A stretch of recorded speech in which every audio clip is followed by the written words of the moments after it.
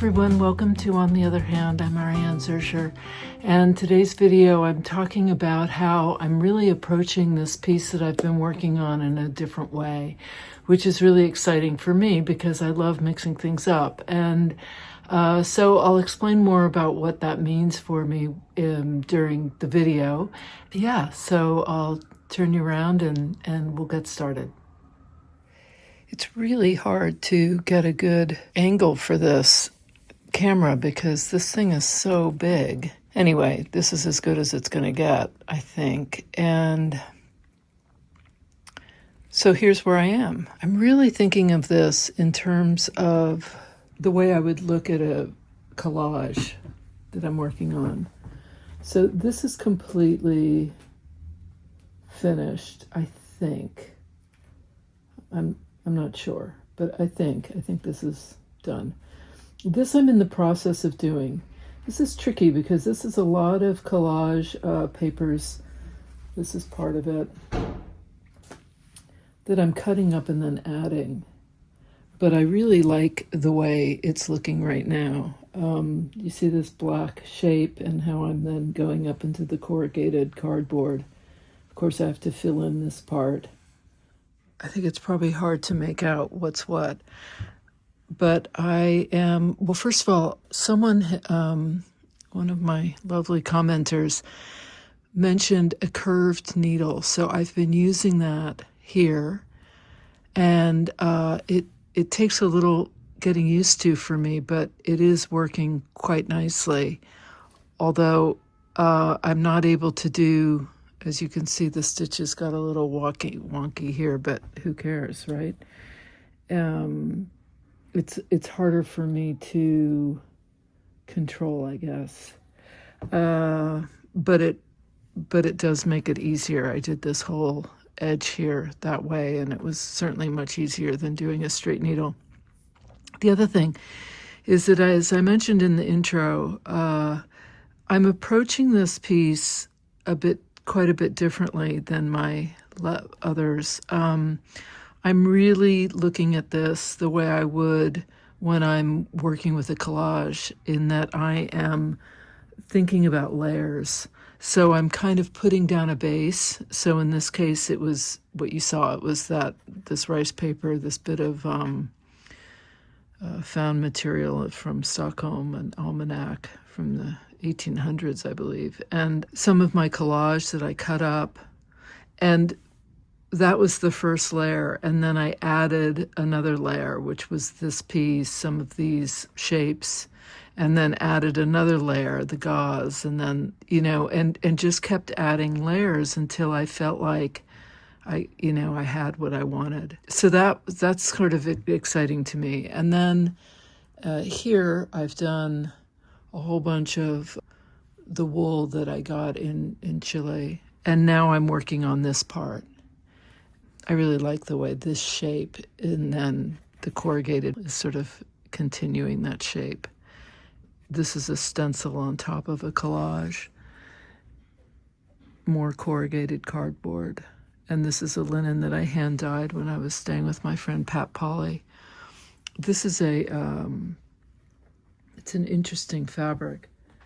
It's cork on top of a kind of denim, and I bought a roll of it when I was in Paris at the Thread Expo there. And so I'm just going to keep going with this. I haven't really realized any of these sides, but I'm coming along with finishing up this. And it's nice to just, come back. I mean, it's not finished, but moving, once I finish sewing everything down here, then I can move on, and then I'll come back and add more layers. But I really am having a lot of fun working this way, of thinking of it as I would a more abstract piece of art. Well, it is an abstract piece of art. I'm really having fun working on this three-dimensional shape in a similar way as I would if I was working on a collage. It is a collage. It's a collage in a three-dimensional form. I have been playing around with this piece and it's not working for me. So I had two thoughts. One was I have all this great cheesecloth and I was thinking pull out some cheesecloth in a kind of neutral, I think, color and then rip holes in it and sort of maybe, I don't know, do something like that. So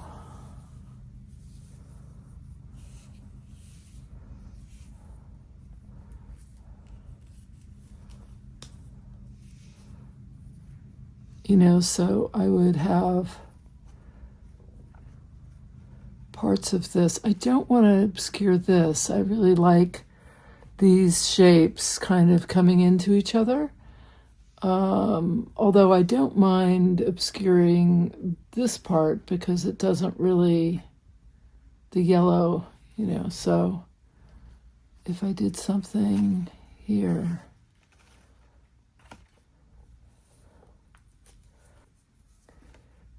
I don't want all the holes to be the same size. I'd like some of them to be, okay, so something sort of like that. I don't want to obscure that either. So just a little bit of it. So that's one thought. We could also do it in this color, which is, I don't know, no in keeping. The other thought was to take this and get a piece of it and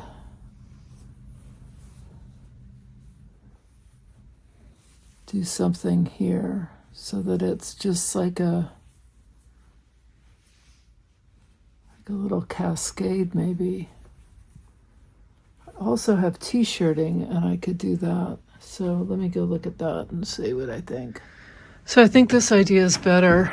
I've tried a whole bunch of different things, but this is the one that I keep coming back to. So I think what I'm going to do is tack it down and then rip some holes in it and then tack it down some more.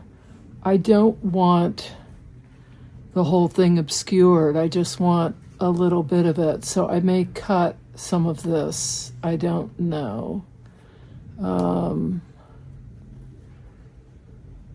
But that's kind of what I'm thinking at this point. All right, I have some the Silken Pearl. This is Medieval Mulberry. It's a nice color and it really goes well with this. I think what I want to do is tack it in here under this bit of corrugated cardboard and just see what happens if I attach it here.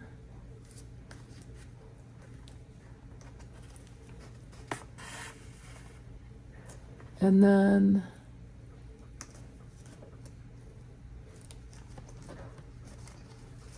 find the needle back here. Where did it go? Find the needle. Okay. Let's see. So if I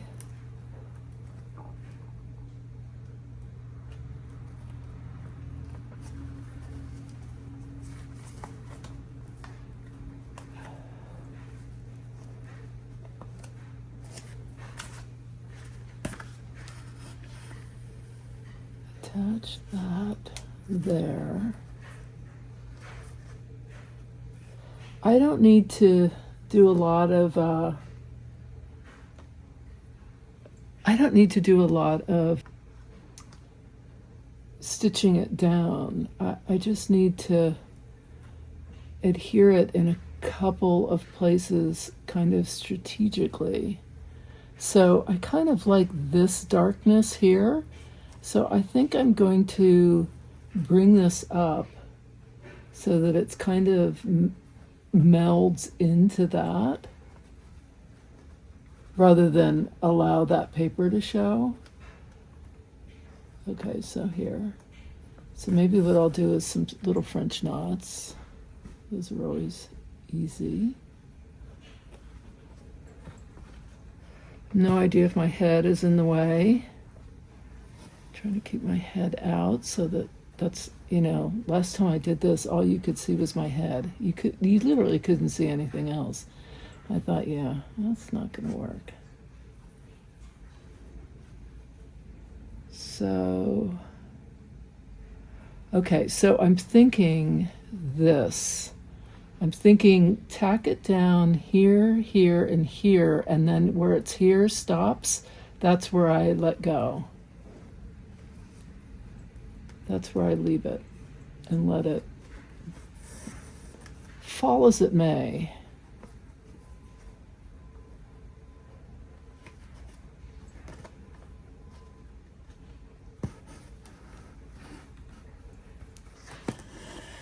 So I got the call from the hospital. My husband's having knee surgery, knee replacement. This is his third, 2 on the left, and now this one on the right. Lots of arthritis. But they do it robotically now, which is kind of incredible. And they're going to keep him overnight. But I'm bringing him a little care package. And I baked him his favorite cookies, which are oatmeal raisin. And he particularly likes the, he loves the oatmeal raisin cookies from Levain. Do you guys know Levain? Oh my God. I don't know if I'm pronouncing it correctly. Levain. In any case, we have one near us. And they're huge, these cookies. It's ridiculous. Anyway, mine are, a quarter the size. But there's this wonderful blog. It's a cooking blog, House of Nash, I think it's called. Anyway, she does such spectacular desserts. I haven't tried her more savory dishes. I'm actually going to. I'm going to try a slow cooker chicken tomorrow because I think my husband will be coming home tomorrow, and so I wanted something that I could put in the pot and just not worry about it. It's a whole thing to pick him up. He's way over on the Upper East Side, which is like the absolutely opposite direction of where we live, and anyway.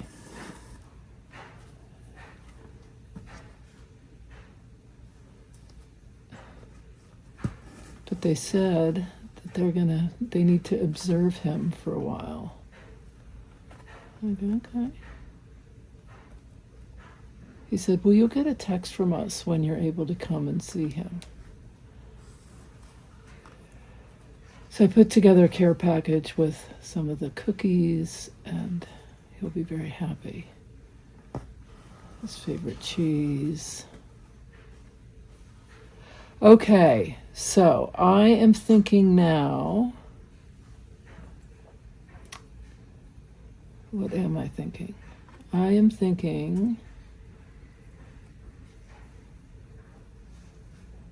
my father used to say, that's your problem, you think too much. Gotta love parenting. He was born in 1919. That's the kind of stuff parents said in those days. They don't say that anymore. It's not the kind of parenting that gets any pats on the back, for sure. Okay, I was thinking I would stop it there, but now I'm wondering if I shouldn't. I don't know. I can do that later. So right now, I'm going to poke a hole in here. I want this part.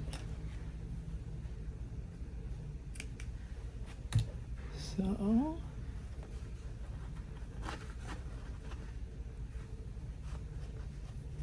I want that to show like that.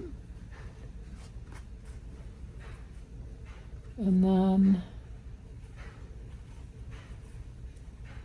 I don't want this obscured.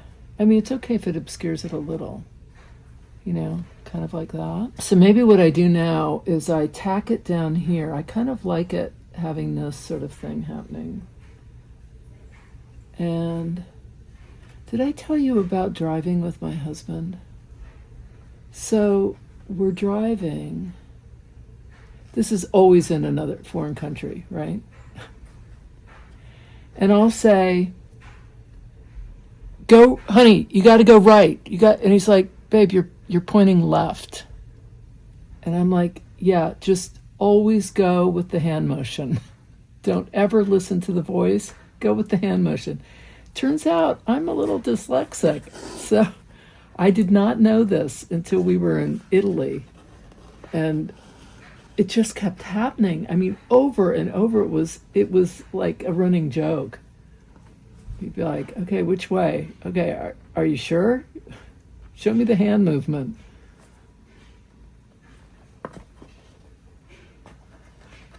Unbelievable. I didn't know I had that kind of, that was a thing, but it really is. And then I met someone recently. God, where were we? I think we were in Chile. And she said she does the same thing. And I was like, oh my God, I feel like I found my long lost sibling. Like, you're my twin. It was hilarious. There were all these things that we had in common. That being one of them. It's very funny. Okay, so now I'm going to do this little, God, I hope my head isn't in the way. I can't see because the camera, to finally get an angle that works, I have to go way high. All right, so here's what I'm thinking. I'm thinking I kind of do like a little whoopsie-doo there. I believe that is the official term. And then, it's important to poke a hole in your thumb while doing this. That is part of the whole thing.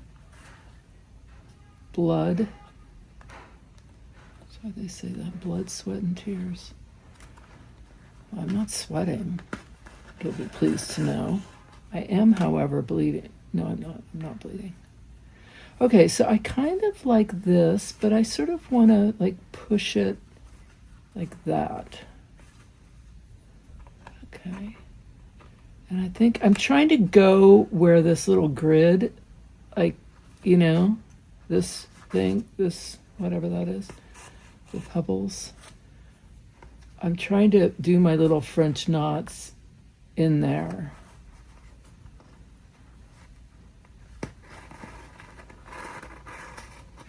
So they're not quite so obvious, but also, okay, so now I can kind of do that, which I like. And I don't love this, so I'm going to cover that. Like that. Oh, okay, my husband's calling. Gotta get it. That was my husband. He sounds pretty good. I think they pumped him full of painkillers, so feeling no pain. It's good to be cheerful when you're feeling no pain. But he's sounding okay. They haven't found a room for him. That's always a thing here. I don't know if where you live, if hospitals have problems with rooms, but there's never enough rooms in New York hospitals, so it's kind of like a hotel, like check-in isn't until 2:30, He didn't pay for the night before. So he has to wait, and they won't let me visit him until he has a room. So I get to keep working, which is nice. So here's what I'm doing. I'm creating this kind of undulating thing. I'm ripping holes in different places. I'm adding little French knots where appropriate. And I'm leaving this bit at the bottom because I don't know what I'm doing. And I kind of have this idea of like shredding it. But I'm going to tie this off. I'm going to keep going with this idea and see what happens. Okay, I'm gonna zoom in so you can see what's going on. I've just pinned this, but I'm kind of liking the idea of that. I really like this. I think that worked out well. I'm still getting the sense of that stencil behind it, but I'm not getting like this massive thing of it. And I've got my little yellow up here. I'm liking how this is looking. Got a little steampunky looking thing there. Okay, so here we've got this side. I'm gonna do something in there. I fill in the big gaps later. Because honestly, I need to be able to put my hand through them right now. All right, so I'm moving on. Start adding this stuff, see what happens. It's exciting, fun.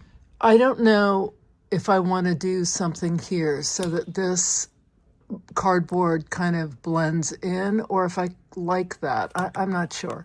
I do love this, and I did add this. However, I don't like, and that's when I put the light back on. I'm not loving that, how it's kind of flipping up. So I'm thinking of doing a little, I don't know, something. A little something.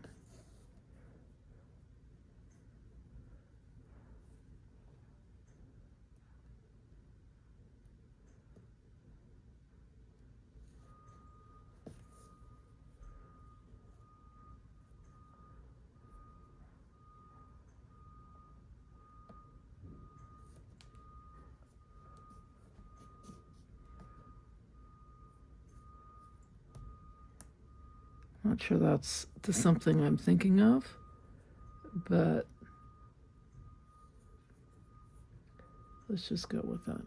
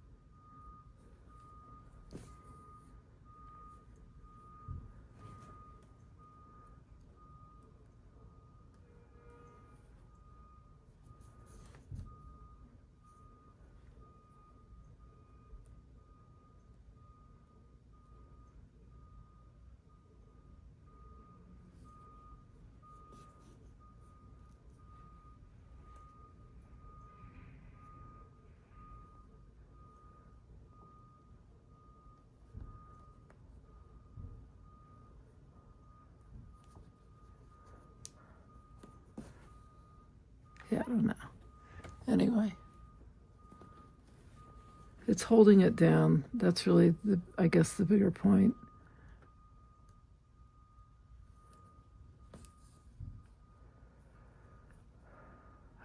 By the way, I just got back from visiting my husband, my poor husband, who said, I'm feeling pretty good. And my son said, yeah, because you're on a lot of drugs. Yeah, morphine. That's what morphine will do, that to you. Poor guy.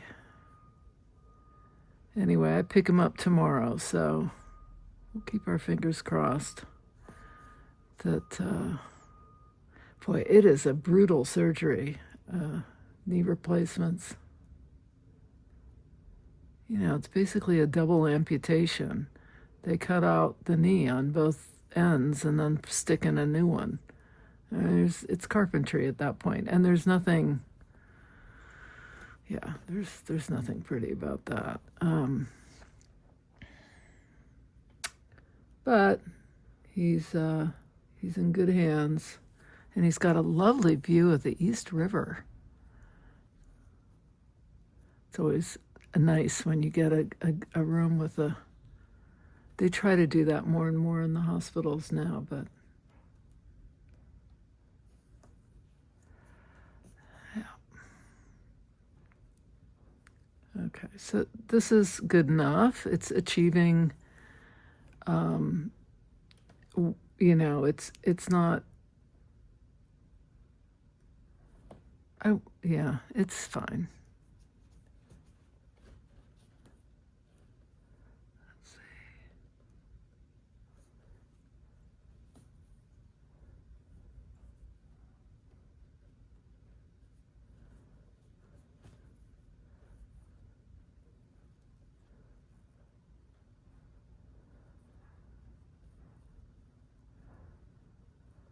Okay.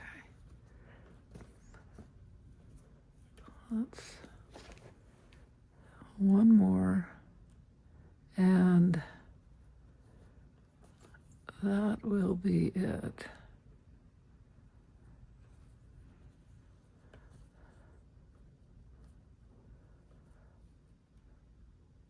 I think. Or do I do one more? I guess I could do one more. I'm always pushing it with the thread. Like, oh, can I get, like, get as much as I can out of the little bit that I got left on this needle. Okay, that's it. I'm not going to push it more than that. See, in the past I would have, because, I've got a couple inches there. Okay, I'm going to end that, and then I'm moving on. That's better. I do like that better. Whether I do more in this bit, who knows? Whether I add some too bright yellow here, I don't know. I'm going to play around with all of those ideas, but right now I'm going to just keep moving, and that'll be the next video. I thought I'd talk a little bit about what I had spoken about in the last video about pushing myself. And one of the comments I received on that post, which I found really interesting, made me think about how, as a woman, and I think it is women in particular, how we often feel that we have to be doing something, anything, in order to be seen as useful in society.